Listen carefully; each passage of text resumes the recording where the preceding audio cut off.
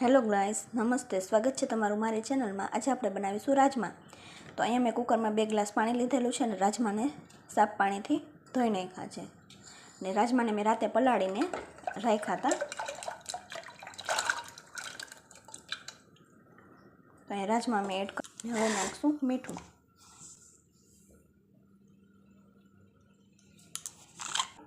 सात whistle Vagadi लेशुं।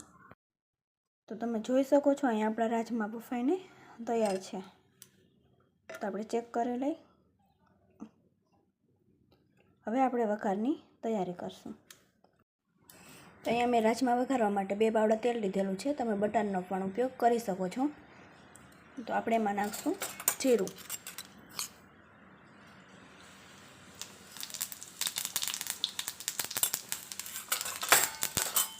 Add करशुं हींग,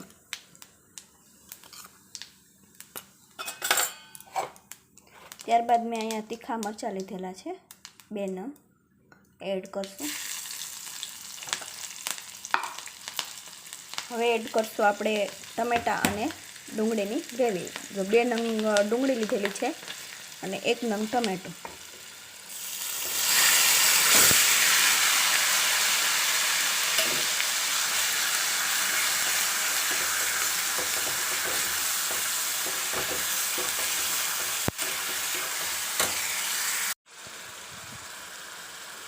तो अहीं जोई शको छो कि आपणी ग्रेवी तेल में हचड़ी गई है। तो हवे आपणे एड करशुं एमां मीठुं। मीठुं बाफामां नाखेलुं छे એટલે અહીંયા થોડું નાખશું સ્વાદ અનુસાર। હળદર, ધાણા જીરું પાવડર,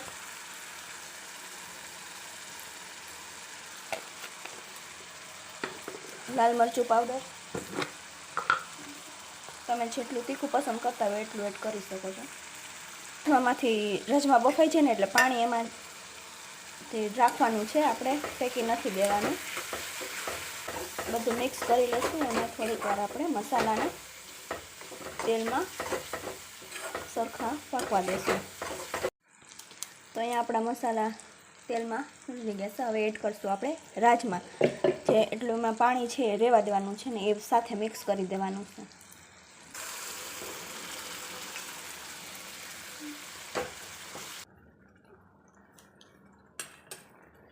અહીંયા હું એડ કરીશ ગરમ મસાલો, લીલા ધાણા ને રાજમામાં ગ્રેવી જેવી ઘાટી હોય તો જ રાજમા ખાવામાં મજા આવે છે। તો અહીંયા જોઈ શકો છો કે આપણી ગ્રેવી કેટલી ઘાટી છે।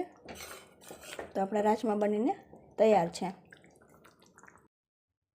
તો તમે જોઈ શકો છો કે આપણા રાજમા બનીને તૈયાર છે। તો જો તમને મારી રેસીપી પસંદ આવી હોય તો લાઈક અને સબસ્ક્રાઈબ કરી દેજો અને કોમેન્ટમાં જણાવજો કે તમને મારી રેસીપી કેવી લાગી।